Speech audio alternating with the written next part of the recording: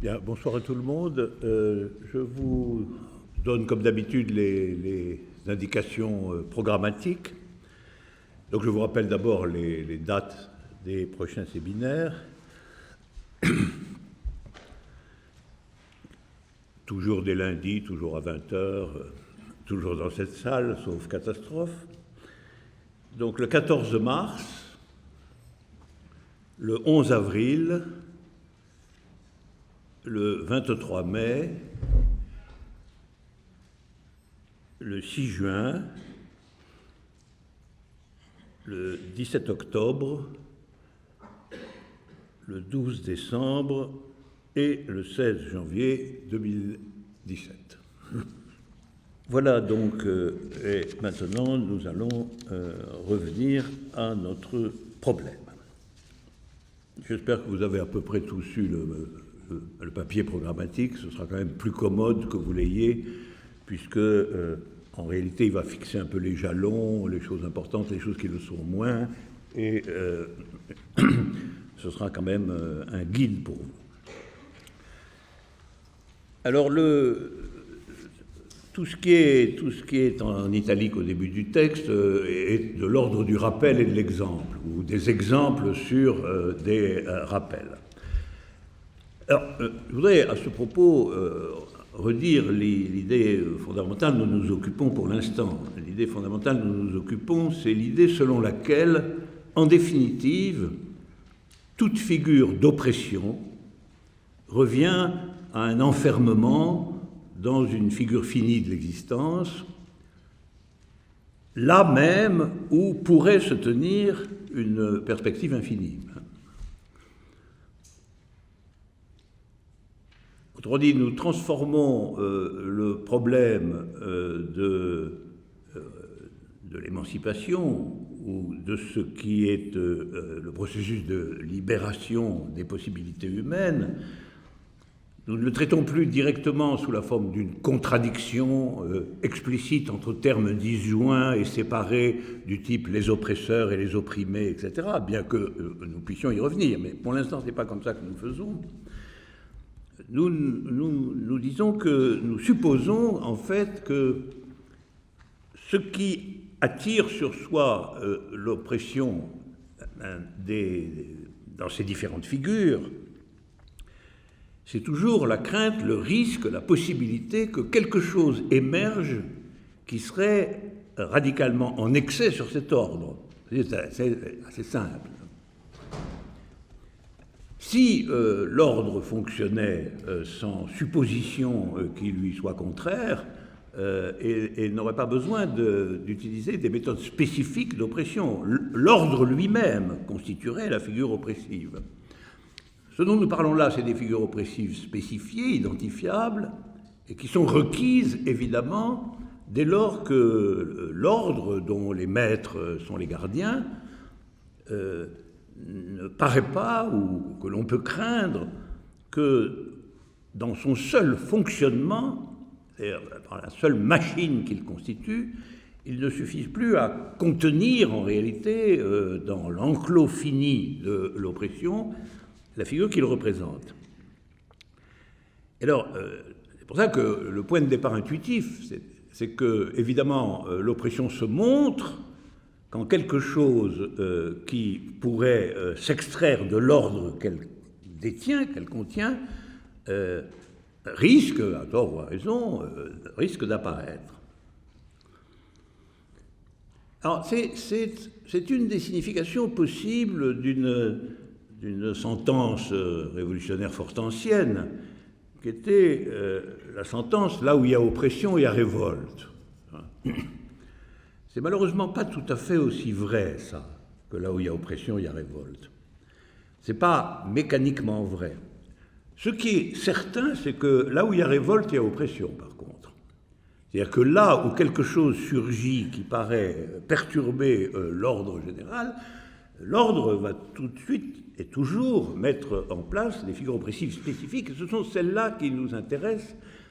C'est-à-dire, si vous voulez, comment est contenue la possibilité antagonique. C'est ça que nous examinons, et non pas directement sa structure générale.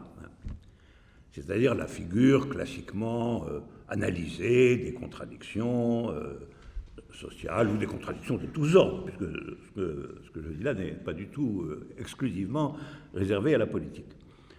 Donc, la piste que nous suivons, c'est celle-ci, c'est que dès que l'ordre, de quelque ordre qu'il s'agisse, l'ordre académique, dans l'ordre de la surveillance artistique, l'ordre politique naturellement, mais l'ordre amoureux, dès lors que pointent des raisons d'être jaloux, j'y reviendrai, la jalousie est un exemple de technique de recouvrement fini particulièrement spectaculaire et violent, en réalité, pour dire que c'est pas... Et également l'obscurantisme qui cherche à se garder d'innovations scientifiques périlleuses, etc. etc.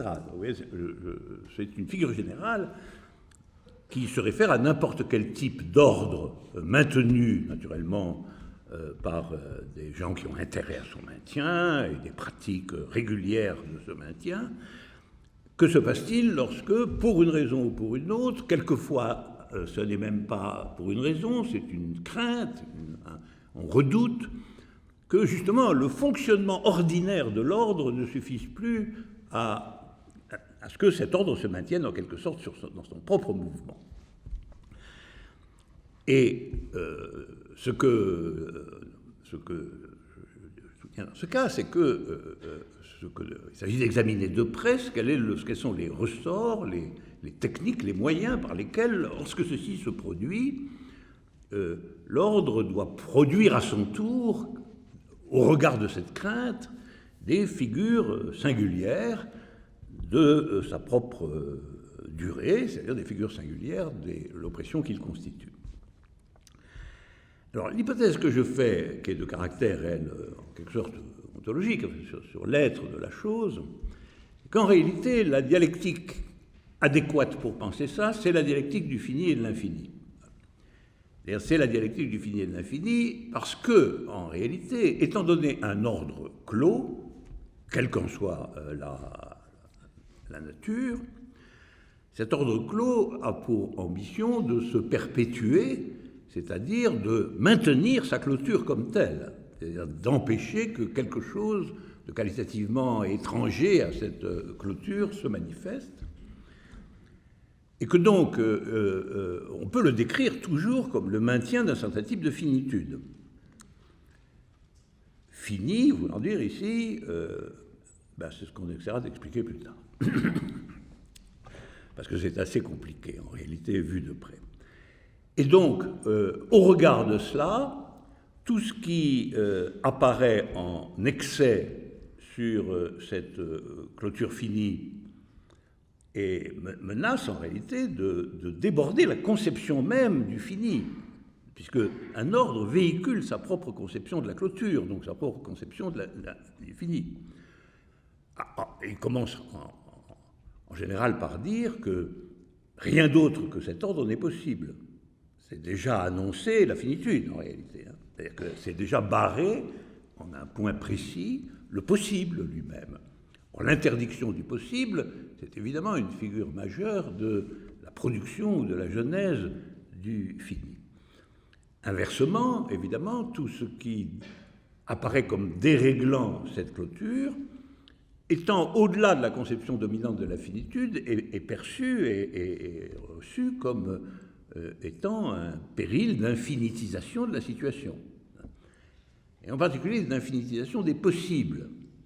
Parce que le verrouillage des possibles, c'est la clé du maintien de l'ordre, et si un possible ou des possibles, pour une raison ou pour une autre, semblent apparaître au-delà ou en excès sur la situation, alors finalement on entre dans une défensive de la finitude, dans une protection de la finitude, au regard du péril d'une infinitisation de la situation. C'est pourquoi, en dernier ressort, nous nous intéressons à la particularité de la dialectique entre le fini et de l'infini pour entrer au cœur des figures de l'oppression, par-delà la description purement apparente de l'oppression, qui est bien connue, les mécanismes de propagande, les mécanismes de violence, les mécanismes policiers, la répression ouverte, etc., etc. Je ne suis pas du tout en train de nier l'existence de tout cela. Je suis en train de chercher la logique profonde, sous-jacente, bien plus fondamentale en vérité que le système des moyens par lesquels elle se réalise et s'exécute, qui sont en vérité bien connus de tout le monde, hein. À savoir les moyens par lesquels on cherche à briser justement ce qui paraît menacer d'aller au-delà de la norme et de la règle. Alors, il y a différents moyens d'aborder cette dialectique du fini et de l'infini, et il y a différentes formes, en effet, de l'imposition de la finitude. La deuxième hypothèse que je fais, qui est celle qui est active en ce moment même, c'est que un point, une méthode ou une technique ou une procédure extrêmement importante est celle que j'appelle la procédure du recouvrement. Alors, qu'est-ce que c'est que le recouvrement ? Le recouvrement, c'est, d'une certaine manière, au niveau le plus général, la tentative de neutraliser l'émergence possible d'une infinité neuve, hein, en la recouvrant de significations préexistantes, c'est-à-dire déjà données dans la situation, et qui vont interdire, pense l'agent de ce mécanisme, qui va interdire en réalité le développement d'une part, mais d'autre part aussi la signification interne, le sens immanent de cet excès, de cette infinité neuve, etc. Il ne s'agit pas de briser la chose de l'extérieur, il ne s'agit pas de déclarer qu'il ne s'est rien passé, par exemple, ou qu'il ne se passe rien. C'est une méthode qui existe beaucoup aussi, mais c'est une autre méthode. C'est-à-dire, il se passe quelque chose, mais ce quelque chose n'a pas la signification qu'il se donne à lui-même, puisque nous sommes en état d'en analyser la situation dans les termes qui sont les nôtres, dans les termes de l'oppression elle-même, en recouvrant en quelque sorte, comme si on mettait un sac dessus, en recouvrant l'ensemble de ce qui est dit, de ce qui est fait, de ce qui est prononcé au nom de cette nouveauté, par des significations anciennes, des significations généralement stéréotypées ou internes à la situation, de telle sorte que l'intelligibilité même de ce qui se passe soit anéantie, émiettée, recouverte, de telle sorte que, y compris ceux qui y participent, finissent par ne plus très bien savoir si réellement c'est ce qu'ils font est vraiment ce qu'ils disent que c'est. Parce que là, on vise aussi une démoralisation intrinsèque des acteurs de la nouveauté, en les convainquant, par des artifices nombreux, que ce qu'ils croient être tout à fait nouveau est tout à fait ancien, et non seulement ancien, mais d'une ancienneté nuisible, etc. etc. C'est ça l'opération générale de recouvrement. Alors, pour recouvrir quelque chose, il faut plaquer sur son advenu, son surgissement, ses existences embryonnaires, des significations déjà existantes, et comme ça on tue l'intensité novatrice de la figure d'infinité surgissante ou nouvelle. Alors, je tiens que cette affaire du recouvrement est très importante. Je pense que c'est en réalité, dans les champs les plus vifs, les plus de la création humaine, c'est la figure oppressive la plus continuellement maniée. Et alors, je voudrais insister sur le fait qu'elle ne vise pas seulement à faire disparaître l'être menaçant de l'infinité neuve, de la nouveauté, de la chose en rupture. Bien sûr, elle vise ça, mais plus profondément, elle vise à la rendre définitivement inintelligible, c'est-à-dire d'en tuer le sens lui-même, c'est-à-dire de l'établir par le recouvrement dans une figure qui est en réalité une figure de non-sens ou, paradoxalement, d'impossibilité de ce qui a cependant paru être possible. Alors, les exemples que je donne, les trois exemples que je donne dans le papier, je ne vais pas y revenir, sont des exemples massivement politiques, la Révolution française, la Révolution culturelle ou mai 68, sont tous les trois des exemples typiques dans lesquels une signification parasite a été plaquée sur ce qui se passait, elle l'a recouvert de telle sorte que ce qui était réellement en jeu dans cette affaire ne soit plus déchiffrable ou lisible, naturellement dans le futur, mais aussi pour une bonne partie de ceux qui participaient à cela même qui a été ainsi recouvert. Ce sont trois exemples différents, mais c'est dans les trois cas, au point du futur, quelque chose d'obscur et d'insaisissable est finalement constitué par le recouvrement qui fait que ce que la chose déclarait être est mélangé, recouvert, désintensifié par des appellations disparates venues de la situation préexistante, qui fait que l'élément de rupture, d'inauguration, de nouveauté, de création dont tout cela semblait porteur est asphyxié, annulé, désidentifié, non pas du tout par la négation que quelque chose s'est passé, mais par la substitution à ce qui s'est passé d'autres choses en réalité. Ce qui s'est passé de la vie primordiale de ces acteurs n'est pas du tout ce qui s'est passé du point de vue de la chose une fois recouverte. Et se constitue ainsi une espèce de légende noire rétrospective qui est au point même où quelque chose comme une espérance ou une nouveauté avait semblé infinitiser la situation par rapport à l'ordre clos, en réalité, le recouvrement fait apparaître quelque chose de tout à fait différent, qui est une espèce, en général, de moignon informe, de choses qui n'auraient pas dû exister, ou de choses insignifiantes, ou de choses abominables, non pas du tout parce que c'est simplement nié, mais parce que c'est recouvert, véritablement recouvert. Donc cette opération est tout à fait essentielle, parce que c'est elle qui, d'une certaine façon, à tous les niveaux, de l'histoire collective comme de l'histoire personnelle, de l'histoire artistique, de l'histoire scientifique, c'est elle qui organise la bataille de la signification, et pas simplement la bataille de la réalité. C'est elle qui crée des mémoires distinctes, c'est elle qui crée des légendes historiques, et c'est elle qui, finalement, qualifie, détermine ou modifie la signification historique de ce qui est arrivé. Et de ce point de vue-là, le recouvrement est une opération à longue portée. C'est pas quand vous brisez quelque chose, c'est une figure du présent, et après, tout le monde sait que ça a été brisé, etc. Tandis que le recouvrement, c'est une sorte de poison infiltré dans le temps. C'est quelque chose qui défigure, et non pas simplement abolit, quelque chose qui défigure ce qui a eu lieu de telle sorte que ça devient méconnaissable, et cependant, de façon d'autant plus vive qu'il est maintenu que ça a eu lieu.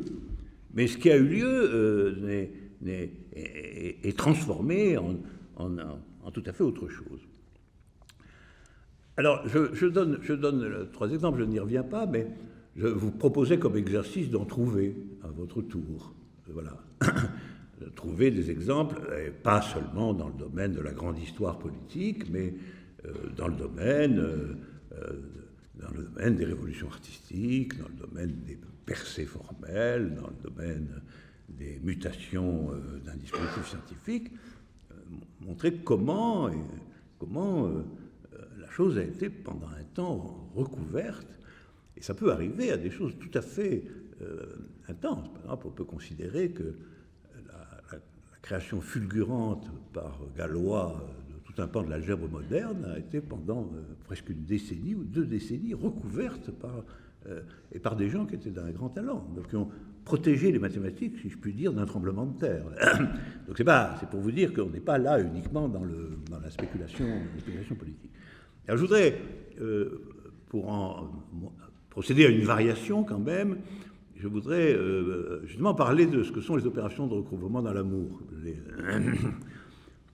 Les opérations de recouvrement dans l'amour, vous voyez bien, elles consistent à habiter l'amour de telle sorte qu'il soit hanté en permanence par l'incertitude de son existence. Donc le recouvrement est un recouvrement qui habite l'amour de l'intérieur de lui-même par la figure d'un d'une obscurité immanente qui peu à peu l'envahit comme ça, comme une espèce de cancer intérieur.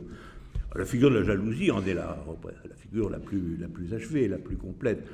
Proust décrit admirablement ça. Si on regarde, vous pouvez relire Proust en voyant que Proust est un grand écrivain du recouvrement des relations personnelles, pas de l'histoire, mais des relations personnelles.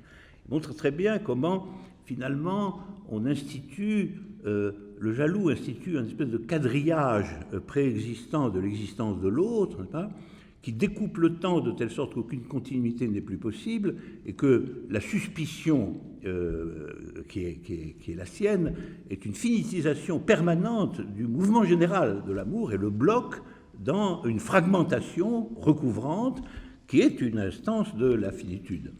Et c'est bien pour ça que un des chapitres, des livres de Proust s'appelle La prisonnière.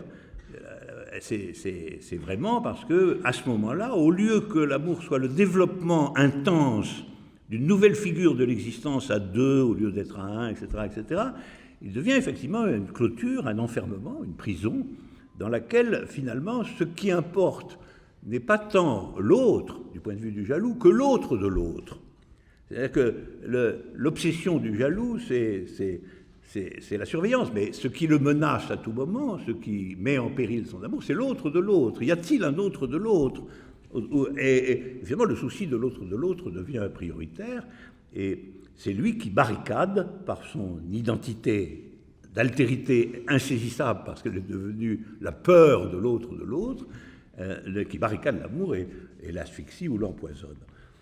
Et donc là, on a typiquement une figure d'asphyxie par le recouvrement. Et vous voyez que le recouvrement, là, n'est pas extérieur, il est intérieur d'une certaine façon. C'est-à-dire qu'à l'intérieur même de l'amour, ce recouvrement opère comme une espèce de morcellement imposé et qui ne peut pas s'empêcher de se développer, de se prodiguer du couple amoureux. Voilà. Ça, c'était pour rappeler la stratégie générale. Évidemment, maintenant, il faut se demander dans tout ça quelle est la structure logique de ces opérations, de quoi il s'agit, qu'est-ce que c'est exactement qu'un recouvrement, parce que pour l'instant, nous sommes encore dans un aspect un peu métaphorique de la chose, et surtout, à quelles conditions on peut échapper au recouvrement.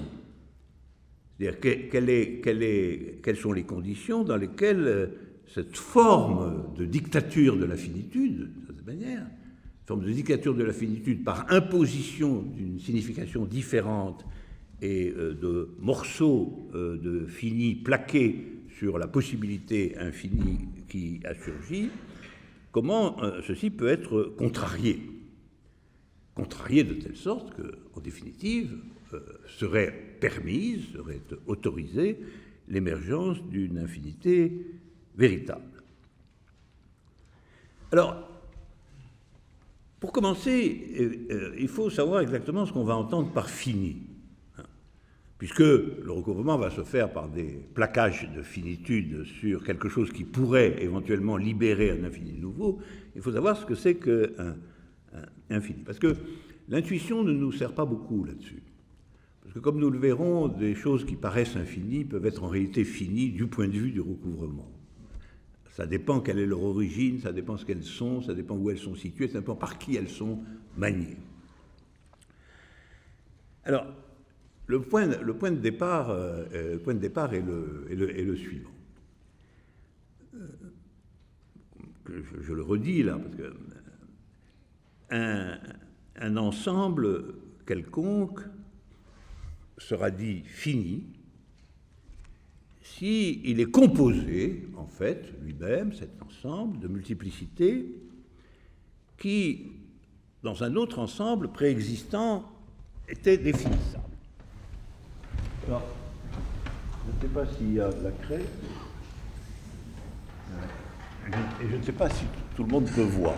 Enfin, je vais quand même faire quelque chose. Vous voyez, là, nous supposons que ici, est la supposée clôture du monde dont nous parlons. Vous voyez ? Et ça, c'est une chose qui est dans le monde clos. Ici peuvent s'établir les infinités potentielles. Les possibilités infinies seront de l'autre côté de la clôture. Qu'est-ce qu'il y a du côté de l'ordre ? Du côté de l'ordre, au niveau le plus abstrait, le plus fondamental, il y a deux choses. Il y a des multiplicités, c'est-à-dire il y a des choses, hein, et puis il y a un langage. C'est-à-dire il y a des choses, et puis il y a des manières de nommer ou de prédiquer quelque chose de ces choses. Hein. Alors par exemple, il y a des propriétés. Mettons qu'un élément, là, x de ça, eh ben, on peut dire qu'il a la propriété x. Donc, le monde ici, qui est la forme la plus abstraite du monde fini, il est composé de choses et de prédicats, de propriétés de ces choses. Alors, définissable, ça va vouloir dire quoi ? Définissable, ça va vouloir dire qu'on a un ensemble existant, et puis qu'on a une propriété, et qu'on a à l'intérieur de l'ensemble tous les éléments qui ont la propriété. C'est-à-dire que ça, si vous voulez, à l'intérieur de l'ensemble E, c'est le sous-ensemble, la partie de l'ensemble définie par la langue disponible. C'est-à-dire c'est l'ensemble des X qui ont la propriété P. Alors, cette chose-là, on l'appellera une partie définissable de P. On dira que c'est une partie définissable. Alors, en effet, on peut dire qu'elle est définie par la propriété P. Donc, c'est une corrélation définissable entre le langage de la situation dans laquelle on se trouve et les éléments dans les choses qui sont corrélés à ce langage par le moyen des propriétés. Donc, la chose est au fond très simple. Un peu, mais comme vous allez le voir, c'est un peu trompeur, mais la chose est très simple.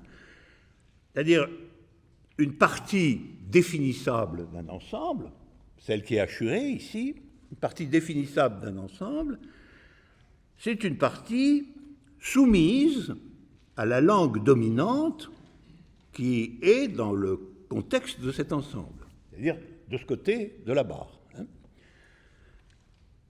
Alors la langue dominante est composée de propriétés qui sont bien répertoriées, qui sont connues de tout le monde, qui font partie du monde conservateur, si vous voulez, et une partie définissable, c'est une partie qui est clairement constituée à partir d'une propriété définie, c'est-à-dire un ensemble d'éléments qui ont la propriété P.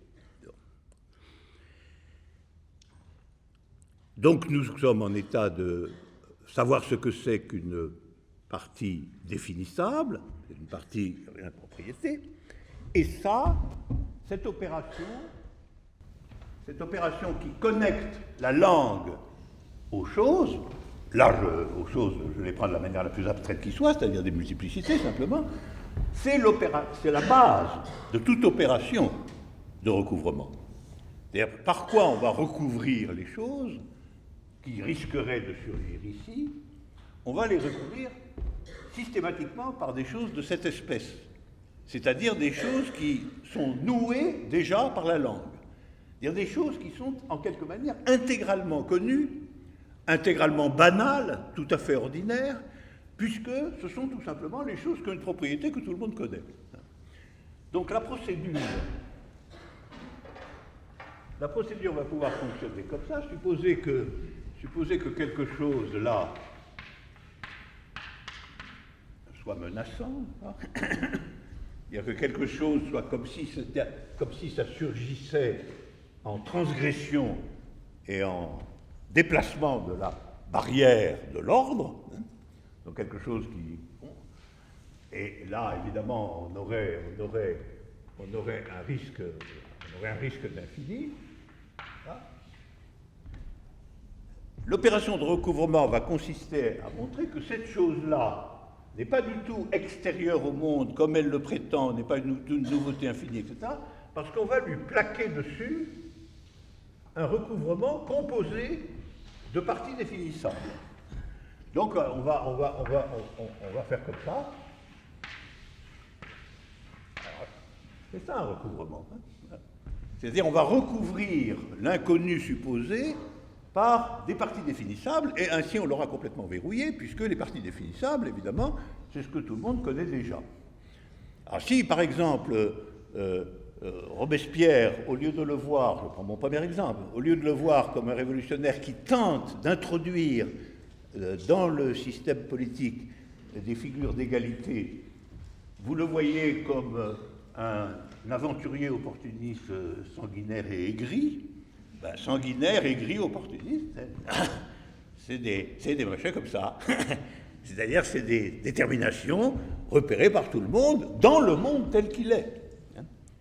Donc c'est tout à fait essentiel que le recouvrement se compose d'une part de parties définissables, c'est-à-dire de choses qui sont nouées à la langue, donc de choses...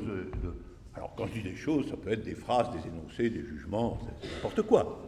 En tout cas, c'est composé de ça, c'est-à-dire un ensemble d'éléments qui ont une propriété bien déterminée qu'on va coller sur la menace d'une infinitisation qui franchirait en quelque sorte la barrière de l'ordre. Alors, ça c'est le ressort fondamental du recouvrement. Par conséquent, derrière le recouvrement, il y a une théorie d'une soumission complète de ce qui existe à la langue dominante. Parce que c'est ça le ressort. Le ressort, c'est les parties définissables, c'est-à-dire les parties de n'importe quoi qui ont, dans la situation, dans l'ordre, qui ont leur nom, leur propriété, et auxquelles rien n'échappe à cette nomination, à ces propriétés. Autrement dit, ce sont les parties de la situation dont on peut dire qu'elles sont intégralement connues. Souvent, ce sont ce que, dans la situation, on appellera les lieux communs de la situation, les trucs consensuels, les trucs partagés par tout le monde. Ça peut finir par être les valeurs françaises, des choses comme ça. C'est d'ailleurs des choses qui sont en réalité des nominations chevillées à la langue établie, à la langue dominante, et ce chevillage de la chose à son nom, à sa propriété, via l'opération que je vous décris, constitue des plaquettes de langage ou d'action, ou de détermination, ou des morceaux du pouvoir d'État, etc., qui sont disponibles pour être plaqués de façon à recouvrir le mouvement transgressif ou le mouvement de nouveauté. Alors là, on a un schéma somme toute assez simple et qui est comme toujours les vraies simplicités, c'est un peu aussi le fond de l'affaire finalement. Le fond de l'affaire, ça s'avérait un tout petit peu plus compliqué, mais le fond de l'affaire, vous le comprenez bien. Et vous en avez, là aussi, vous pouvez vous exercer à en trouver d'innombrables exemples, qui est que dans une situation, même dans une dispute par exemple, l'usage de ces procédures est constant. Dans une dispute, vous êtes toujours en train d'imputer à l'autre qu'on peut recouvrir ce qu'il raconte par ce que vous constituez comme ayant une propriété bien définie. Tu dis ça, mais en réalité, je sais très bien que... voilà. Donc, y compris dans l'enceinte privée, les figures oppressives sont constituées comme ça. Elles sont constituées, c'est pour ça que dans les disputes, il y a tant de lieux communs. C'est-à-dire que le bavardage de la dispute est un bavardage généralement insignifiant au long cours, parce que son inventivité est absolument brisée par le fait qu'on puise dans ce qui est agressivement constitué dans la situation qu'on partage. Et ça, c'est une opération de recouvrement. Et le recouvrement, c'est une opération constamment disponible, puisque d'une certaine manière, il suffit d'appartenir à la situation, du point de vue de la situation ancienne, puisque, au fond, les pièces pour le recouvrement, ce sont celles qui circulent partout dans cette situation.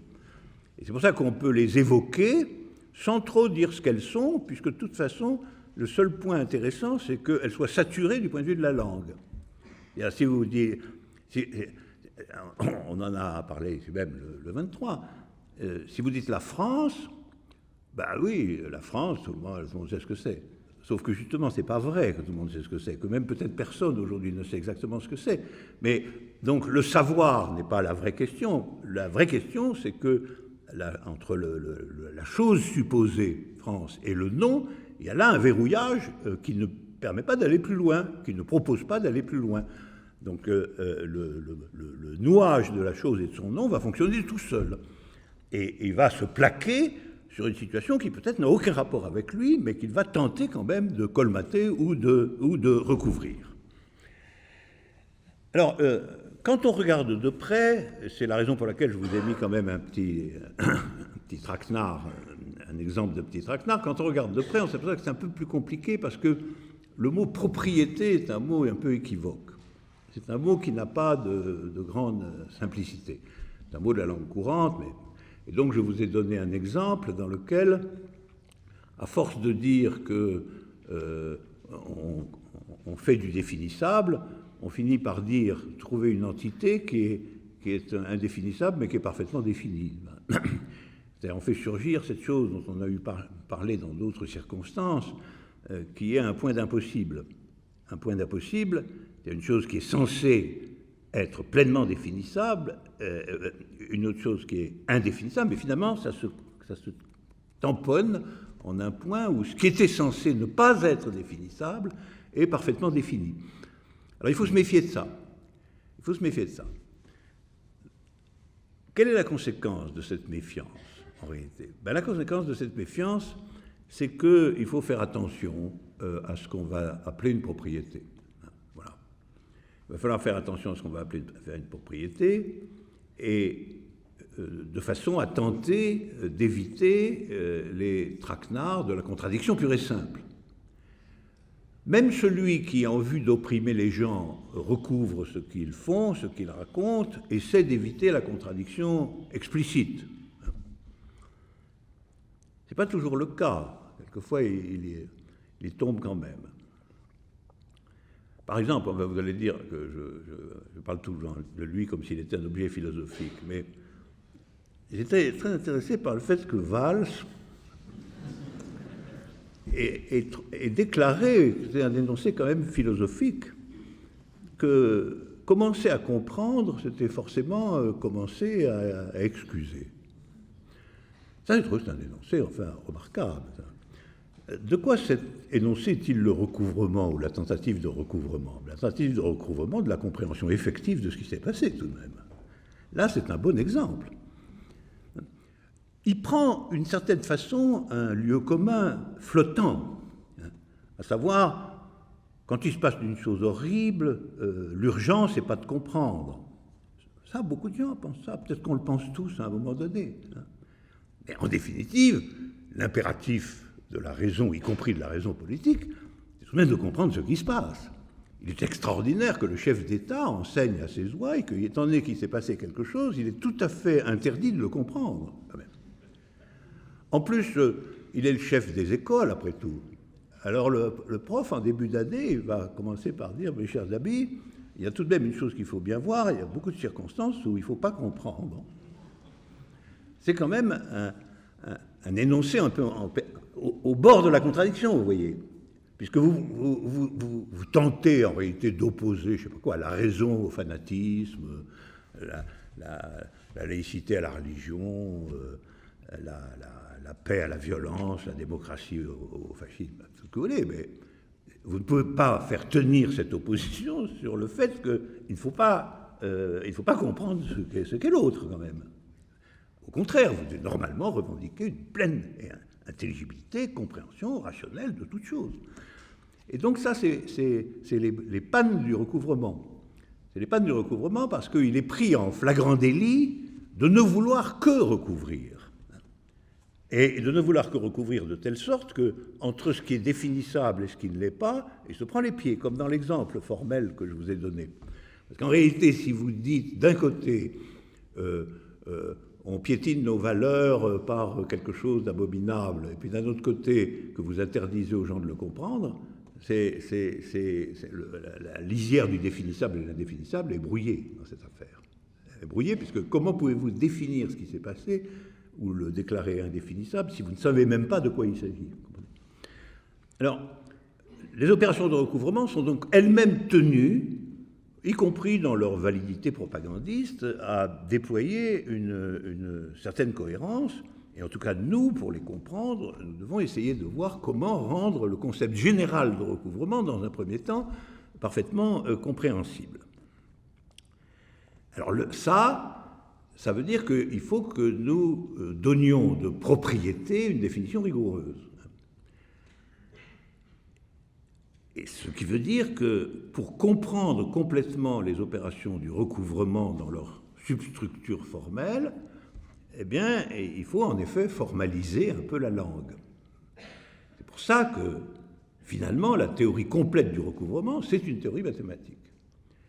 Ce n'est pas une théorie mathématique parce que, par manie, mais c'est une théorie mathématique parce qu'elle est précisément entièrement centrée sur une élucidation aussi rigoureuse que possible de la notion de propriété, que la notion de propriété, c'est la notion de ce qui est définissable, et c'est donc, à la fin des fins, la définition de ce qui sert au recouvrement, à savoir ce qui est un verrouillage entre la chose et la langue.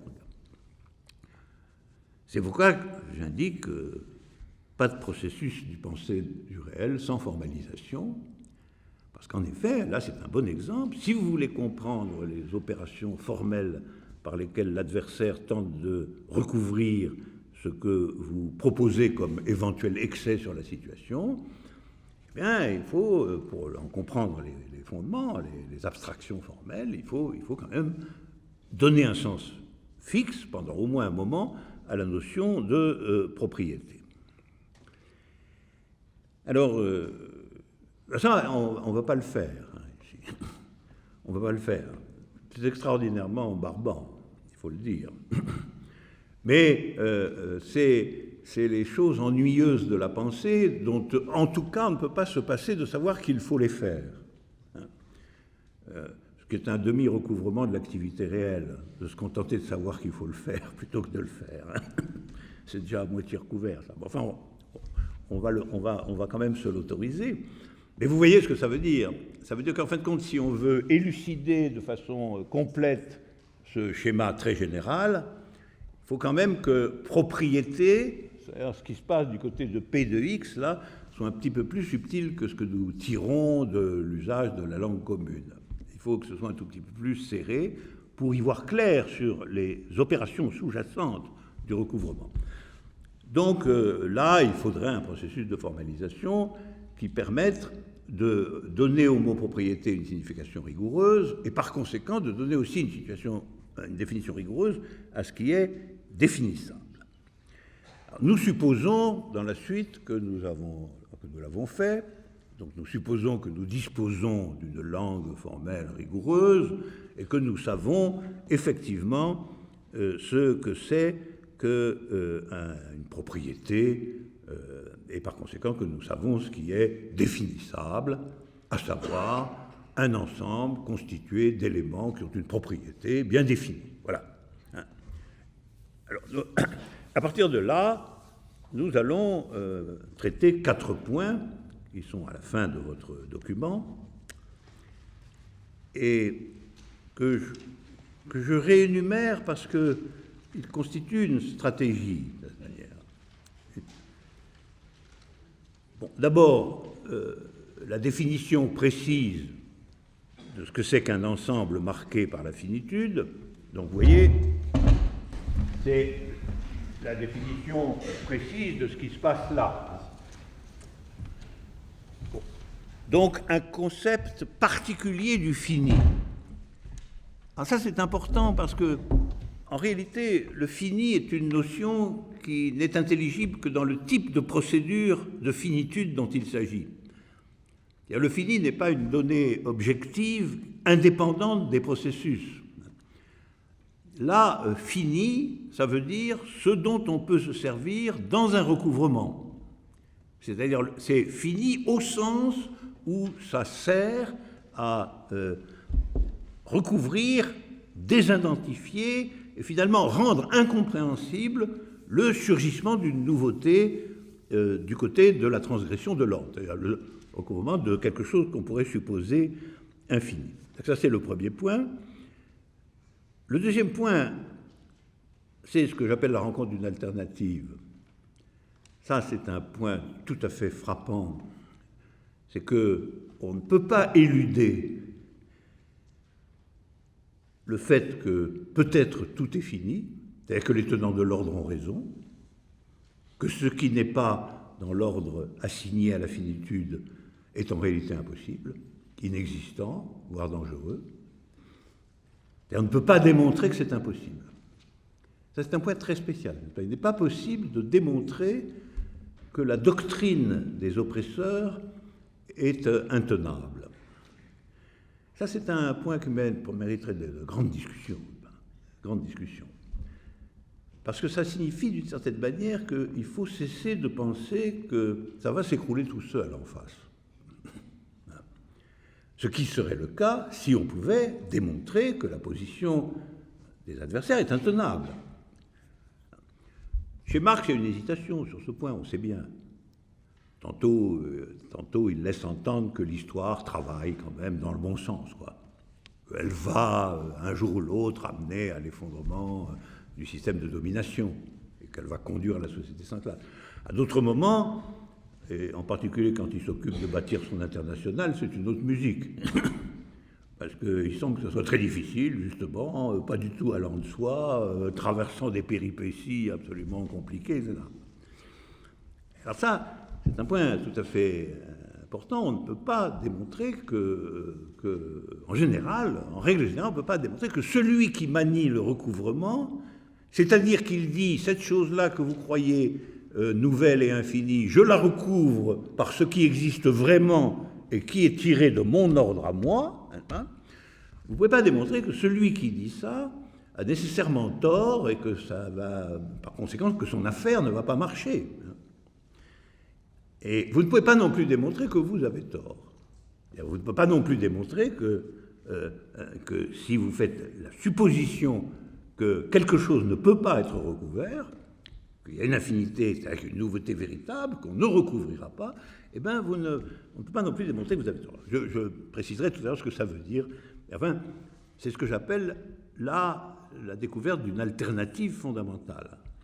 Puisque, au fond, votre position par rapport à ce problème ne peut pas résulter d'une démonstration de validité de votre position.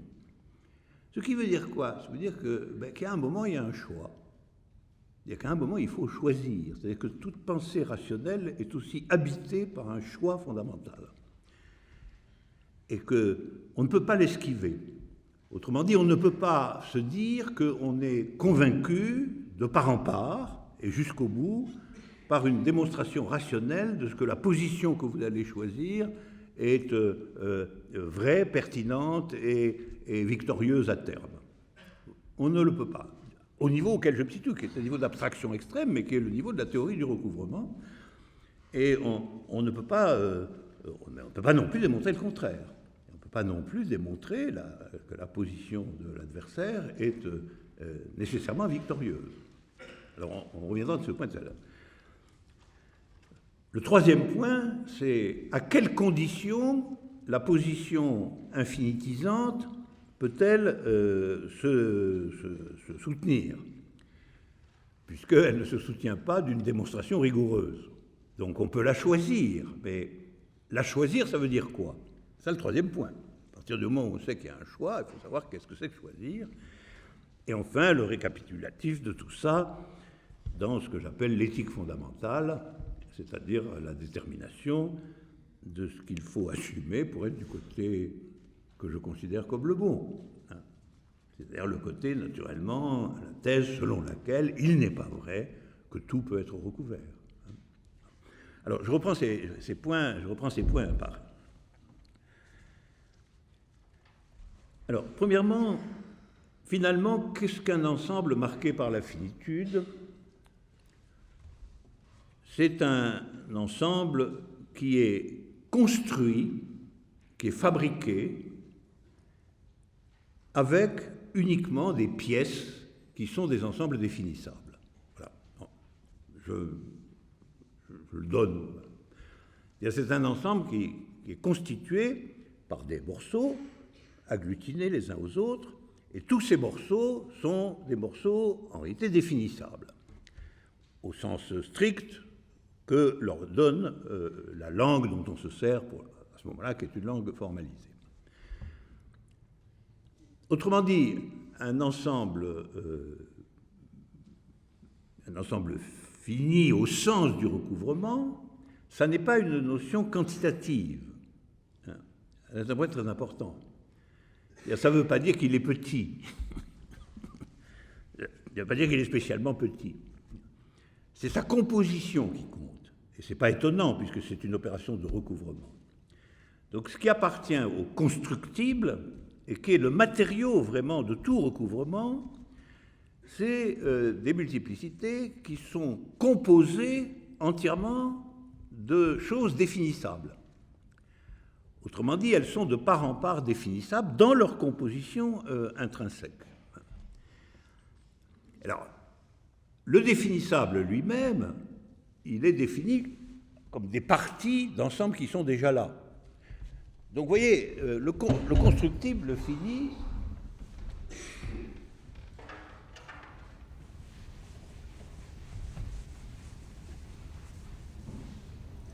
ça va être en effet une construction, nécessairement. C'est-à-dire, vous avez un premier ensemble, vous avez des ensembles comme ça au départ, on suppose qu'eux-mêmes sont constructibles, hein, mais forcément, la constructibilité, ça va faire des étapes successives. Hein. Et puis, à l'intérieur de ces ensembles, vous avez des parties qui sont des parties définissables.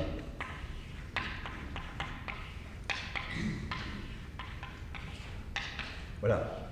Et alors, un ensemble, à l'étape d'après, sera constructible s'il est composé de parties définissables de ce qui vient avant. Vous voyez ? Et il ne retient que le définissable de l'étape antérieure. Et donc il est composé de choses définissables et il n'en contient plus aucune qui ne le soit pas. Et à son tour, il va entrer dans la composition possible, avec toutes ces parties définissables, d'un autre ensemble qui puisera dans celui-là et puis dans d'autres qui ont été construits. Alors, le point important, c'est, vous voyez, le définissable, c'est très intéressant pour l'analyse générale des mondes dans lesquels nous vivons. Le constructible, c'est une démarche ordonnée, c'est une hiérarchie, en réalité. Alors, il y a toujours la question du point de départ, c'est-à-dire, quel est le point de départ ? Dans la doctrine la plus radicale, le point de départ, c'est rien, c'est le vide. Donc vous partez du vide, et puis vous considérez qu'est-ce qu'il y a de définissable dans le vide. Ben dans le vide, il n'y a rien, donc il n'y a rien de définissable. Et par conséquent, vous, au second temps, vous marquez l'ensemble vide, en tant que seul élément de l'ensemble qui suit. C'est-à-dire le 1. Le 1, qui est composé du vide, puisque le vide, lui, est forcément définissable, puisqu'il n'y a rien dedans. Et après, vous allez progresser, et vous allez ouvrir l'éventail de plus en plus, et vous allez avoir à chaque étape de nouveaux ensembles constructibles, c'est-à-dire entièrement composés de choses définissables dans la langue formelle à partir des multiplicités définissables antérieures. Et comme ça, vous allez avoir des échelons jusqu'à des complexités considérables qui n'excluent pas du tout que vous ayez un ensemble infini constructible. Parce que vous pouvez arriver à l'infini à un moment donné. Donc, ce fini-là, il n'est pas défini en tant que c'est par le petit ou par le grand, il est défini par sa structure interne de soumission à la langue courante. C'est pour ça que, d'une certaine manière, c'est une catégorie qu'autrefois on aurait dit de l'idéologie, le constructible.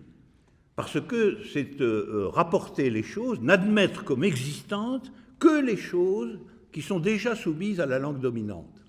C'est ça. Et ce n'est pas des choses qui, dans leur composition intérieure, sont composées de choses qui sont soumises à la langue dominante, et les ensembles sont constructibles de ce point de vue-là. Donc, la finitude dont on parle ici, c'est une finitude de soumission, d'une certaine manière, c'est-à-dire la limite.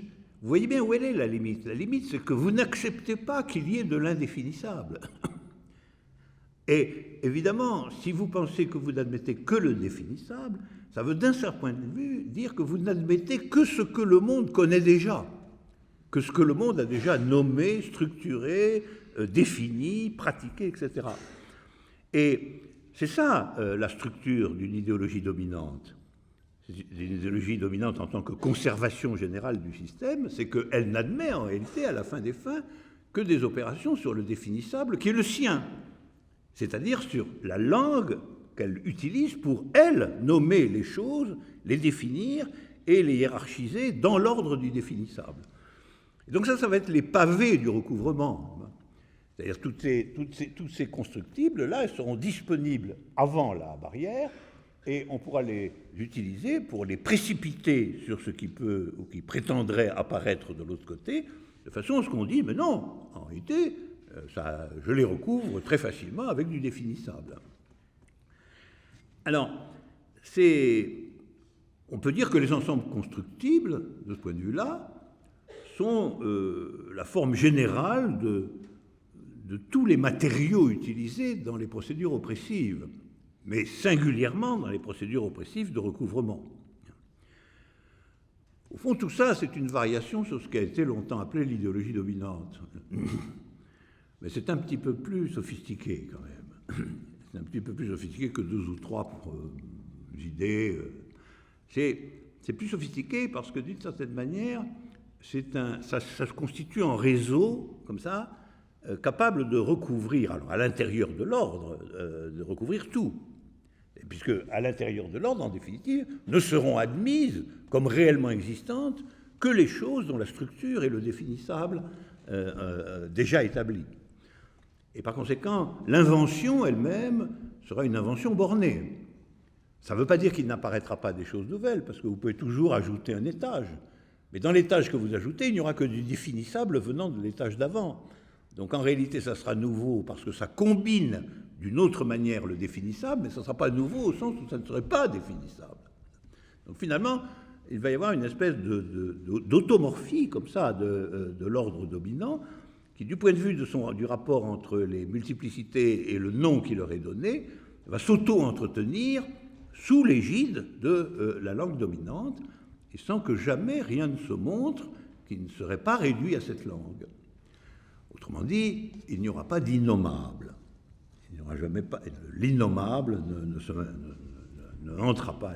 L'innommable, qui est, comme vous savez, le titre d'un roman de Samuel Beckett, l'innommable, justement, ne sera pas là. Alors voilà. Donc finalement, la thèse soutenue, c'est que le monde, dans ce registre dominant, c'est-à-dire ne contient en réalité que des ensembles constructibles. Ne contenant que des ensembles constructibles, il ne connaît que du définissable, en fin de compte, hiérarchisé, et il est donc clos en ce sens-là. Encore une fois, ce n'est pas une notion quantitative. Il est clos parce qu'il est clos selon la composition interne de ceux qui le composent. Alors, la question qui se pose, on passe au point 2. Là. Bon, là, c'est clair, on voit très bien. Peut-on affirmer que, de fait, on pourrait admettre qu'il n'existe que des ensembles constructibles? Alors, Kurt Gödel, le plus grand logicien du XXe siècle, il a inventé, lui, le concept de constructible. Donc c'est lui qui est allé farfouiller dans cette affaire.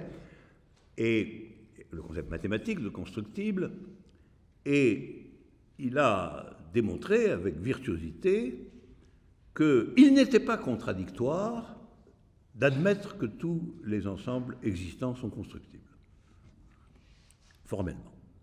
C'est pas contradictoire. Le fait que ça ne soit pas contradictoire est différent du fait que c'est vrai. Parce que ça peut être pas contradictoire, mais quand même, ça veut pas, ça n'entraîne pas, ce n'est pas contradictoire. Donc, lorsque les maîtres d'une situation disent tout est constructible, ça tient la route. Ça tient la route. Vous n'allez pas tout de suite pouvoir leur dire non, non, c'est pas vrai, et leur montrer du non constructible comme ça, déjà présent. On le sait très bien. Parce qu'en effet, pour réfuter les maîtres, il faut produire quelque chose. Tout le monde le sait, ça. C'est pas, vous n'avez pas regardé dans la situation, ils pourront toujours vous dire que c'était déjà là, ça, sous la loi du constructible. Et ça, c'est remarquable que Gödel le démontre dans la théorie mathématique des ensembles constructibles, c'est-à-dire des ensembles soumis au définissable. Alors ça veut dire quoi? Ça veut dire grosso modo que la théorie générale des multiplicités, la théorie des ensembles, si vous lui ajoutez l'axiome tout est constructible, eh ben, elle ne s'effondre pas. Donc le maître qui dit tout est constructible, il ne va pas ruiner le système général de la pensée possible. On le sait bien, ça. En effet, il y a d'innombrables domaines de l'expérience concrète aujourd'hui où on nous répète que c'est constructible, c'est-à-dire fini en un sens profond. Alors Gödel l'a démontré de façon convaincante, et alors il s'est passé une chose tout à fait intéressante.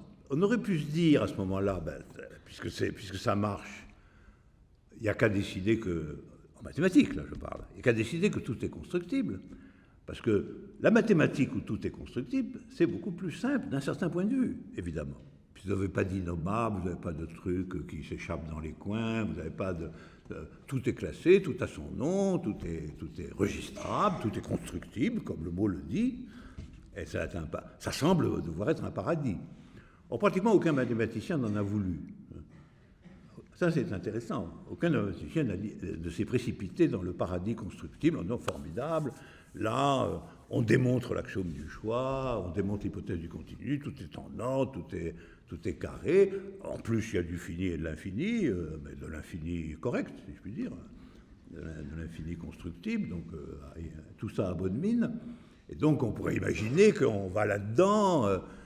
Mais non, les mathématiciens qui sont des animaux curieux, ça ne les a pas fascinés, ça. Et ça ne les a pas fascinés au point qu'ils se sont dit, bon, Gödel a démontré que ce n'était pas contradictoire, que tout soit constructible. Mais est-ce qu'on ne pourrait pas démontrer que ce n'est pas non plus contradictoire qu'il y ait de l'inconstructible? Ça, c'était un gros défi. C'est un gros défi, parce que le constructible, il est maniable, parce qu'on sait que c'est du définissable. Si vous voulez introduire du non-constructible, il va falloir que vous construisiez quelque chose qui n'est pas définissable. Ça me paraît un peu biscornu. C'est-à-dire qu'il va falloir construire quelque chose qui échappe au système dominant de la langue, puisque sinon ça serait constructible. Et la mathématique, pendant des décennies, a été hantée par ce problème. Comment est-il possible de démontrer qu'il peut exister quelque chose qui, justement, n'est pas constructible? Ça semblait impossible, parce que ça semblait être l'impératif de construire de l'inconstructible. Or, moi, je vous dis, ça, c'est le problème auquel toute création est confrontée. Toute création est confrontée de façon universelle à construire quelque chose qui, du point de vue dominant, n'est pas constructible. Et vous pouvez dire ça aussi bien d'un parti révolutionnaire que d'un tableau cubiste de première manière, que des premières œuvres dodécaphonistes de Schoenberg, ou que de la théorie de Galois. Dans tous ces exemples, et dans beaucoup d'autres, eh bien, ce qui se passe, c'est que on produit quelque chose qui, précisément du point de vue de l'ordre établi, n'est pas constructible, c'est-à-dire n'a pas pu être finalement recouvert. On n'a pas pu ensevelir sous le constructible parce que c'était à ce point non constructible que ça pouvait s'affirmer comme non constructible. Ça, c'est les arcanes de la création. C'est les arcanes de la création. La création, elle rôde toujours dans ce que la mathématique, elle, formalise, c'est-à-dire les parages de ce qui n'est pas déjà là sous la forme du constructible et du définissable. Mais en même temps, on fait avec ce qui est déjà là. Le monde, vous pouvez bien le surpasser, mais vous le surpassez depuis l'intérieur de ce monde. Donc les procédures que vous inventez empruntent nécessairement, qu'elles le veuillent ou non, au définissable ambiant. Et le définissable ambiant, il va falloir le tordre, le manœuvrer pour aboutir à quelque chose qu'il refuse. Et de ce point de vue-là, toute invention est en réalité refusée, en un certain sens, par le monde dans lequel elle se produit. Elle n'est pas simplement difficile, etc. Elle est refusée. Elle est refusée parce que la loi immanente de ce monde, c'est l'impérium, le commandement du constructible. Alors, finalement, Paul Cohen a trouvé le biais. Il a trouvé le moyen de construire de l'inconstructible. C'est-à-dire, il a trouvé le moyen de démontrer qu'on peut très bien aussi admettre qu'il existe des ensembles non constructibles.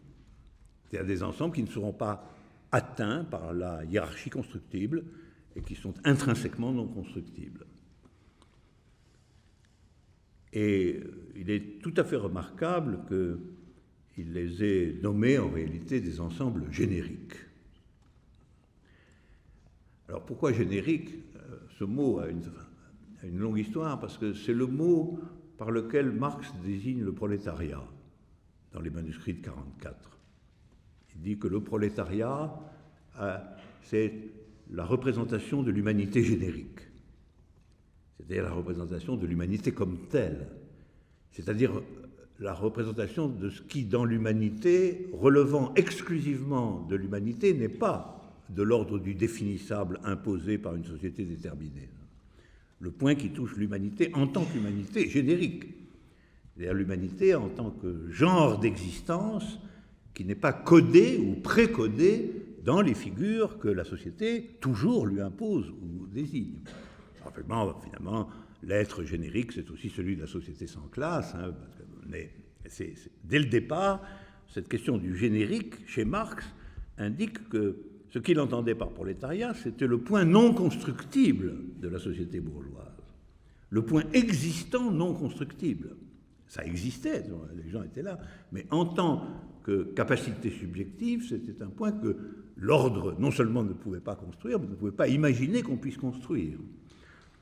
Et je ne sais pas s'il y a une filiation directe, je ne crois pas du tout, mais spontanément, Paul Cohen a retrouvé ce vieux mot de générique pour désigner non plus l'humanité immanente au prolétariat en tant qu'humanité dépourvue de propriétés constructives venues du dehors, pour désigner les ensembles non constructibles.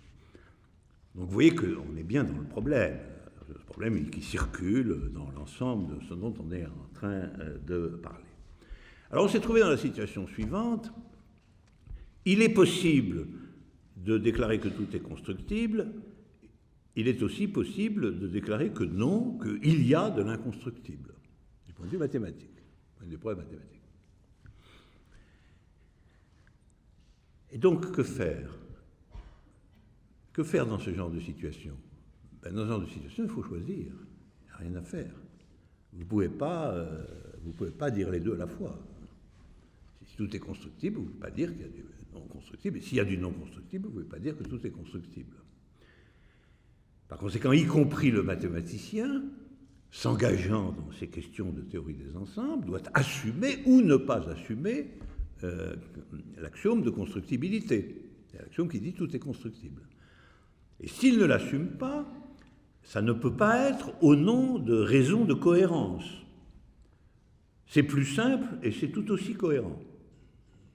Donc, quand il décide de ne pas se situer dans le champ du constructible, eh bien, c'est parce qu'il trouve plus intéressant de s'installer dans le champ du non constructible. Alors, plus intéressant, pourquoi? Eh bien, plus intéressant du point de vue du fait que, évidemment, si vous admettez le non constructible,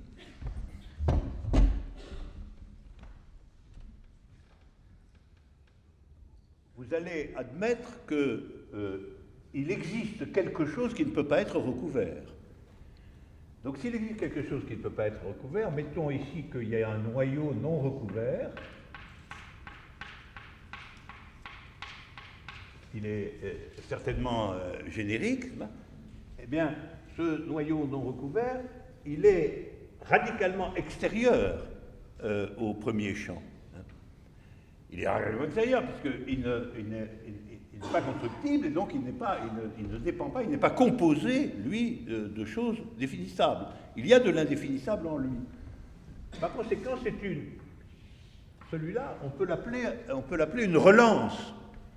On peut l'appeler une relance, c'est-à-dire qu'il va nécessairement impliquer que le dépassement de la limite est stabilisé, puisqu'il y a un point qui, en tout cas, a été découvert et manifesté, qui, lui, est en excès.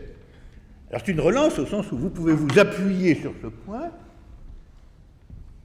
pour bâtir autre chose. Pour bâtir des ensembles qui contiendront, entre autres choses, ce point, etc. Et donc, aussi, pour modifier la définition même de la définissabilité. Parce que vous pourrez dire que les choses sont définissables, soit au vieux sens du terme, soit en un sens nouveau, qui voudra dire qu'elles sont définissables au vieux sens du terme, plus ça. Plus ça. Donc vous êtes aussi en état de construire un nouvel univers du définissable, et pas simplement de stagner dans l'indéfinissable. Il suffit d'y adjoindre des nouvelles entités qui sont génériques et qui vont travailler du dedans le nouveau définissable par une espèce d'instabilité permanente. Alors, pour reprendre mon exemple canonique, c'est exactement ce que pensait Marx. Et que le prolétariat, c'était le support de la révolution en tant qu'il était générique, justement. Et en tant qu'il déployait de l'intérieur de la société où tout est défini par la propriété, par la hiérarchie sociale, etc., il définissait quelque chose d'insaisissable du point de vue du recouvrement, et que ce quelque chose d'insaisissable du point de vue du recouvrement devient le principe d'une réorganisation de la socialité tout entière, dans un deuxième temps, autour de ce point, qui lui-même va d'ailleurs se diffuser et disparaître, de telle sorte que finalement, ce qui existe, c'est l'humanité générique. C'est-à-dire, le prolétariat va rendre générique l'humanité tout entière. Et elle va donc complètement sortir du système antérieur par lequel, finalement, était défini le système des positions sociales. Alors ça, c'est... voilà. Alors, ce que nous pourrons retenir, là, pour le moment, c'est en tout cas ceci, c'est qu'il y a un choix fondamental. Il y a un choix fondamental. Naturellement, il se présente en général dans des circonstances concrètes. Ce n'est pas un choix... c'est pas le fait de dire, voilà, à 18 ans et demi, on est obligé de choisir soit du côté du constructible, soit du côté du générique. Hein. Et après, ça vous colle toute la vie.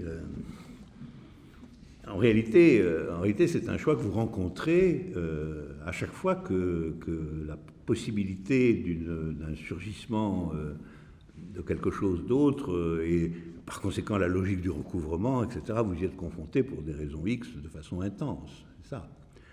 Et une partie de ce que j'appelle les événements sont une sommation de ce point de vue-là. Une fonction de l'événement, c'est d'un soulèvement, d'une création, etc. C'est de mettre à l'ordre du jour ce choix. C'est ça. Et qu'au fond, un événement, on peut aussi le définir par la nécessité, eu égard à ce qui se passe, de décider qu'on reste dans le constructible ou qu'on en sort. C'est-à-dire qu'on s'expose au générique à ce moment-là. C'est-à-dire quand même à quelque chose qui, pendant tout un temps, est non défini, mal défini, insaisissable, comme est le générique, que vous ne pouvez pas classer, définir, systématiser. C'est une qualité fondamentale qui était celle du prolétariat et qui a ensuite bien perdu. cette détermination comme coefficient d'incertitude, et non pas seulement comme coefficient de certitude. Hein. Il y a que le prolétariat, quand même, c'était à la fois, en effet, la promesse de l'avenir, mais c'était le fantôme de la société. C'était le fantôme de la société, c'est-à-dire c'était ce qui n'était pas par elle constructible ou définissable. Et en fait, il faut que la politique garde ça, c'est-à-dire qu'elle demeure une politique du générique. Si elle redéfinit tout et si elle reclasse tout, elle substitue un ordre constructible à un autre. C'est ce qu'on appelle une constructibilité relative. La constructibilité générale, elle se fait à partir de l'ensemble vide, mais vous pouvez très bien prendre prolétariat, le fermer comme une généricité unique et close, et rebâtir un univers du définissable à partir de cette fermeture. Et c'est ce qui se passe si l'État est la seule réalité nouvelle. L'État prolétarien, ok, mais l'État prolétarien, c'est largement la reconstitution d'une définissabilité de type nouveau, bien entendu, mais c'est aussi quelque chose qui perd le caractère en mouvement de la généricité et de sa capacité dissolvante, la capacité de se répandre dans l'humanité tout entière pour y dissoudre les constructions et les subordinations à une langue dominante. Alors ça prouve que l'événement peut être corrélé à un choix très, très, très simple, mais très complexe en réalité, mais formellement très simple. En définitive, tout choix fondamental, c'est toujours un choix d'acceptation d'une généricité, en un point. Ça, je le crois absolument. C'est-à-dire, c'est l'acceptation que quelque chose va échapper au système d'autorité de la langue dominante. Mais si ça échappe au système d'autorité de la langue dominante, ça va vous échapper aussi en partie, parce que vous êtes aussi quand même dans la langue dominante. Et donc, il y a un effort pour que l'acceptation du générique soit un processus, qu'on en tire les conséquences, et pas simplement comme ça qu'on soit ébranlé ou anesthésié au regard des définitions antérieures. Et alors ça, je pense que l'antinomie Gödel-Cohen, qui n'est d'ailleurs pas une antinomie, ils étaient parfaitement d'accord en vérité tous les deux, parce que aucun des deux n'aimait vraiment le constructible en réalité. Et Gödel a été très content de voir que c'était faux, enfin que c'était faux, qu'on pouvait choisir autrement. Mais cette antinomie, Gödel, inventeur du constructible d'un côté, et puis montrant que c'est cohérent, et puis Cohen, inventeur du générique de l'autre, et montrant que c'est aussi cohérent, c'est quand même une admirable formalisation de ce que c'est que la liberté de la pensée. Puisque là, il faut bien en venir au fait que le choix n'est pas prescrit, ni prescriptible, puisque vous ne pouvez pas revendiquer la cohérence. Finalement, vous pouvez dire, et d'ailleurs c'est une discussion bien connue dans les sociétés, vous pouvez dire le constructible c'est quand même mieux parce que c'est clair et stable. Et la langue est à son affaire. Hein. Et donc on est bien, quoi. Et vous pouvez dire le générique c'est formidable parce que c'est l'aventure, c'est le trouble, c'est ce qui déborde les définitions et le langage. Or, cette discussion, finalement, elle est permanente, et elle est partout, et elle affecte tous les niveaux de l'existence humaine. La question de savoir si on est plutôt du côté du constructible ou plutôt du côté du générique, et les péripéties de l'existence font que souvent, on est dans un registre de soi-même d'un côté, puis dans un autre registre tout à fait de l'autre. Ce n'est pas une distribution globale et systémique. Mais ça, c'est quelque chose que les mathématiciens ont vu en profondeur, et qui est quand même un point existentiel majeur. Parce qu'en fin de compte, c'est bien ça, les choix fondamentaux. C'est bien toujours, à la fin des fins, est-ce que je vais tenir ma place dans l'ordre de la constructibilité, c'est-à-dire du définissable? C'est-à-dire, est-ce que je vais rechercher à être placé? Parce que la contrainte du définissable, c'est toujours ça, c'est que ça vous place quelque part. Et une fois que vous êtes là, vous avez vos attributs, vous avez votre nom, vous avez tout ça. Et puis tous vos entours sont pareils. Est-ce que mon but c'est d'être placé, ou est-ce que finalement je veux assumer que quelque chose ne peut pas être placé. Parce que le générique, c'est ça. Le générique, c'est quelque chose qui, en réalité, est instable quant à son nom, quant à sa disposition, et même quant à son existence fantomatique. Parce que, par exemple, dans une multiplicité, deux ensembles génériques, c'est très difficile à distinguer l'un de l'autre, évidemment, puisqu'ils n'ont pas de définition stabilisée. Donc ils sont pareils. Donc il faut à la fois assumer du complètement différent et du complètement identique. Ça, c'est bien connu dans les entreprises de fraternité politique, ou d'amour, ou d'autres.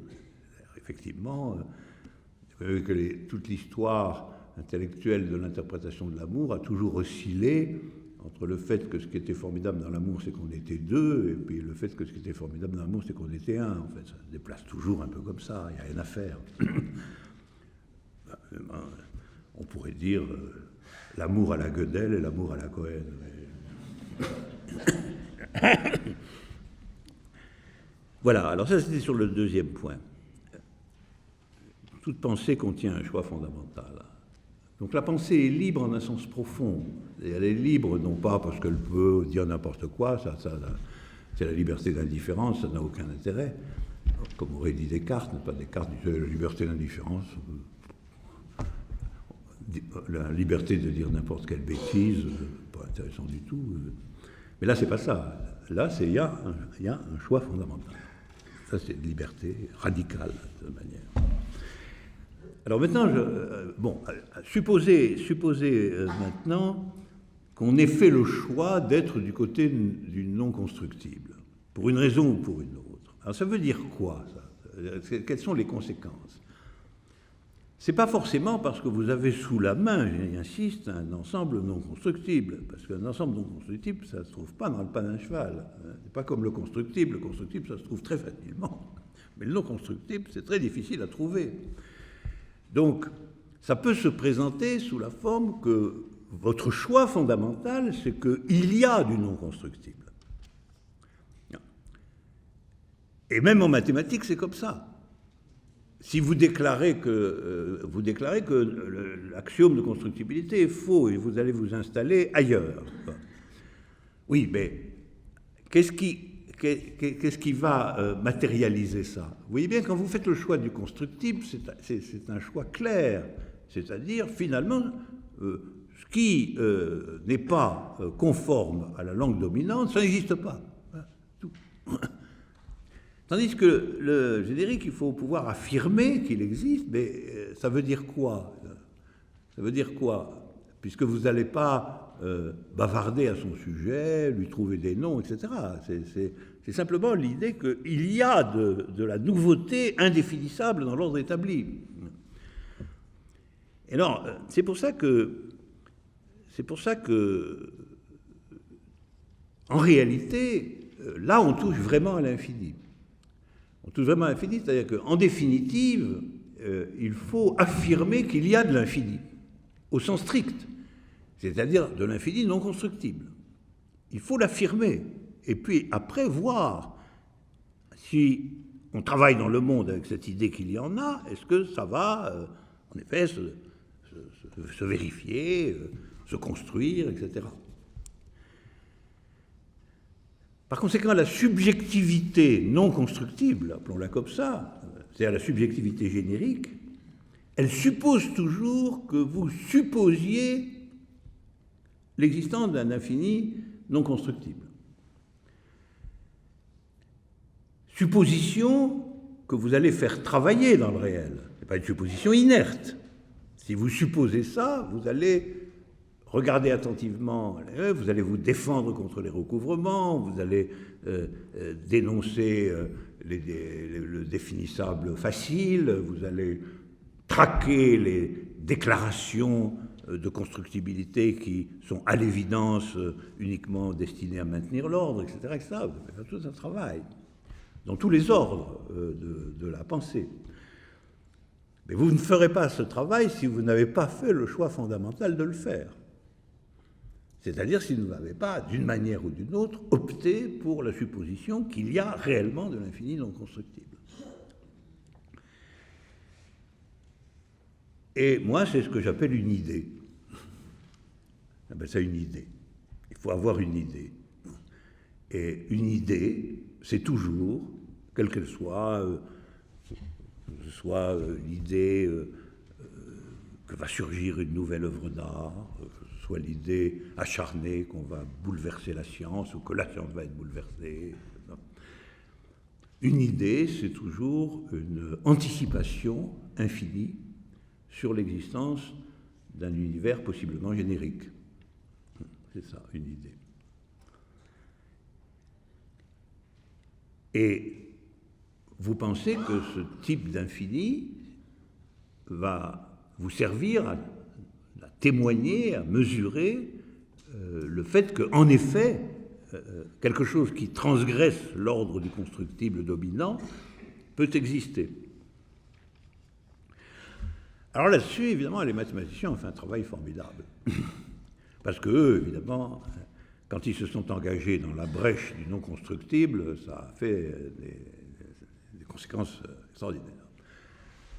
Parce qu'ils ont démontré, eux, les mathématiciens,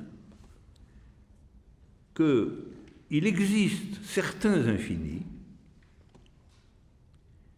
qui, si on admet qu'ils existent, et on peut les définir, mais les définir, il existe des ensembles infinis qui, si on admet qu'ils existent, par leur seule existence, attestent que l'univers n'est pas constructible. Donc ils ont démontré la puissance de l'idée. Enfin, moi, je l'interprète comme ça. Ils ont démontré la puissance de l'idée. Ils ont démontré que si vous assumez l'existence d'un certain type d'infini, qui est défini par des moyens très, très sophistiqués, très particuliers, que ça n'a pas directement à voir avec le constructible, hein, c'est des qualifications d'infini, si vous croyez en ce type d'infini, parce que ce type d'infini, vous ne pouvez pas démontrer qu'il existe. Évidemment, puisque s'il existe, il y a du non-constructible. Or, on sait qu'on ne peut pas démontrer qu'il y a du non-constructible, vous voyez. Mais si vous croyez que ça existe, cet infini, il va témoigner qu'il y a du non-constructible. On va pouvoir montrer que l'univers entier ne peut pas être réduit au constructible du seul fait que cet infini-là existe dans un coin. Et ça, c'est démontré, par contre. Alors, ce qui est démontré, c'est qu'il suffit d'affirmer l'existence d'un certain type d'infini déterminé pour faire basculer complètement l'univers du côté de la possibilité du non-constructible. Alors ça, je pense que c'est une indication existentielle absolument remarquable, parce qu'elle signifie que si vous avez une idée et que vous êtes en état de la soutenir réellement, ce qui revient à dire que finalement vous affirmez son existence, si vous arrivez à l'installer dans un petit fragment de réel quelque part, cette idée, eh bien vous avez de bonnes chances qu'elle fasse basculer le monde hors du constructible. Mais si vous n'avez pas d'idée du tout, ça ne sera pas facile d'en sortir du constructible. Ça, c'est clair. C'est aussi le prix à payer à la démonstration mathématique. Cette démonstration, elle est en un certain sens, enfin, sa première forme a été trouvée par le mathématicien Scott. L'infini dont il s'est servi, c'est l'infini mesurable, très mal nommé d'ailleurs, parce que à certains égards, ça veut dire qu'il est non mesurable. C'est les noms mathématiques. Il a démontré le théorème que s'il existe un ensemble mesurable, alors l'univers n'est pas constructible. C'est-à-dire, il existe du non-constructible. Et ça a été bouleversant quand même, parce que on voyait bien que, en réalité, constructible ou non constructible, ça paraît être une caractéristique de l'univers entier. La question de savoir si tout est constructible ou s'il y a quelque part du non-constructible, ça paraît être une caractéristique de l'univers entier. Or là, il suffisait d'un seul témoin, si je puis dire, d'une seule configuration très particulière, l'existence d'un ensemble ayant certaines propriétés, pour que soit aussitôt récusée la théorie du constructible. Or, je pense que c'est toujours comme ça que ça se passe dans le réel, une invention, une nouveauté, une création. C'est que quelqu'un en a l'idée, quelque part. Il en a l'idée au sens fort, c'est-à-dire il affirme cette idée existentiellement, c'est-à-dire il soutient par sa vie, par sa création, par ce qu'il fait, il soutient, il organise son existence autour du fait que cette chose dont l'idée affirme l'existence peut exister. Et à ce moment-là, il est dans la condition du théorème de Scott, c'est-à-dire que si ça existe suffisamment, pour qu'on puisse dire que ça existe, pour que d'autres se rallient au fait que ça existe, pour qu'il y ait des témoins, pour qu'il y ait des conséquences, pour qu'il y ait des choses nouvelles, eh bien alors, ça voudra dire que l'univers n'était pas aussi constructible qu'on l'a dit. Voilà. Et que donc quelque chose de l'ordre du recouvrement, de la domination, etc., a été ébréché, a été réduit. Alors ça, c'est tout à fait étonnant, comme connexion symbolique, de cette manière, entre la théorie formelle du constructible, du non-constructible, etc., et de l'infini, et tout ce que nous racontons là, qui est l'obstacle au recouvrement. Parce qu'évidemment, si vous tenez ferme sur l'idée, c'est-à-dire sur le type d'infini qu'elle contient, ça veut dire que vous avez les moyens de vous opposer au recouvrement, puisque le recouvrement ne subsiste qu'à supposer que, finalement, tout est recouvert par du constructible. Et donc, pour s'extirper du recouvrement, il faut avoir une idée. Sans idée, pas de possibilité de l'idée au sens précis où je le dis. Une idée, c'est-à-dire la reconnaissance possible d'un type d'existence dont la conséquence serait que l'univers n'est pas constructible. Et c'est autre chose que de rencontrer comme ça par hasard quelque chose qui n'est pas constructible. C'est tout à fait différent. C'est un dur labeur qui remanie en fait votre perception du monde de manière à ce que vous trouviez des chemins qui en effet installent petit à petit la cohérence de votre idée. Puisqu'on sait qu'elle est cohérente, ça par contre. Cohen l'a montré. Donc vous ne serez pas contredit dans cette affirmation. Vous assumez que ça existe. Bon, mais peut-être que vous ne trouverez rien. Mais le théorème dit que vous devez normalement, finalement, trouver quelque chose. Parce que si ça existe, ça, le corrélat de votre idée, alors l'univers n'est pas constructible, et alors il y a des limites au recouvrement. Il y a des limites au recouvrement. Et alors de tout ça, on peut tirer une éthique fondamentale, qui me servira évidemment de conclusion, et que vous avez sur le papier, j'en assume les points. Eh bien, il faut assumer une idée. C'est-à-dire, il faut s'opposer à une thèse fondamentale du monde contemporain, qui est l'impératif « vie sans idée ». Parce que c'est uniquement ça qui se cachait derrière le motif d'apparence anodine, voire même progressiste, de la mort des idéologies. La mort des idéologies, ça veut dire « jouis et vie sans idée ». Le jouir est une norme suffisante. Voilà. Si tu peux. Si tu peux. Tiens-toi devant le grand marché planétaire.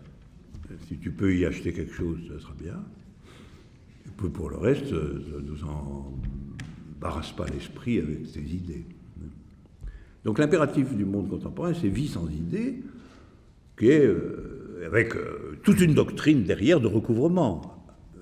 Parce que toute idée du passé a été soigneusement recouverte par des méthodes qu'on a expliquées ici. Et donc le premier point, c'est de tenir une idée. Alors tenir une idée, j'y insiste, il y a les idées politiques naturellement, mais c'est beaucoup plus vaste que ça. Ça veut dire placer son existence quand même sous le signe de ce qu'on ne cédera pas sur une idée, c'est-à-dire sur un type d'infini en réalité. Et qu'on agira de telle sorte que finalement la rencontre du générique, elle aura lieu. et le fait que l'univers ne sera plus pour vous et pour ceux qui vous entourent constructible, ça adviendra. C'est ça que j'appelle toujours assumer l'idée. Alors, évidemment, participer au découvrement, c'est-à-dire qu'évidemment, quand vous êtes armé de l'idée, vous êtes armé pour intervenir sur pour défaire les découvrements. Les recouvrements sont précaires dès lors que quelqu'un a une idée, ça c'est sûr. Il y en a de très nombreux exemples, tout à fait concrets. Même dans la vie ordinaire, si vous avez une idée de ce que peut être la vie, elle ne se laissera pas facilement recouvrir par des débris mortifères, par des morceaux misérables. Alors se dégager ainsi de la finitude, oui, voilà. Ça. Donc entre se dégager de la finitude et l'idée, il y a un chemin, évidemment, qui est le chemin du choix fondamental premier. Je suis Cohen. Oui.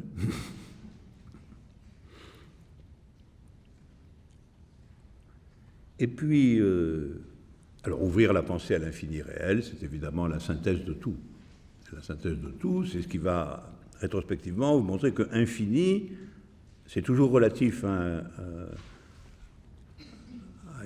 constructivisme donné, et infini, c'est toujours avoir la force de ne pas se laisser recouvrir, c'est toujours tenir sur l'idée, c'est toujours se dégager ainsi partiellement, jamais totalement, mais se dégager ainsi partiellement de la finitude, et c'est, par conséquent, faire une part de son existence une création.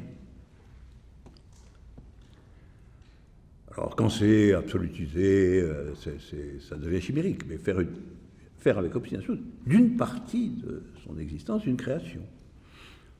Une création qui ne sera pas recouverte. Voilà. Vous garderez de façon à ce qu'elle ne soit pas recouverte. Voilà pour ce soir.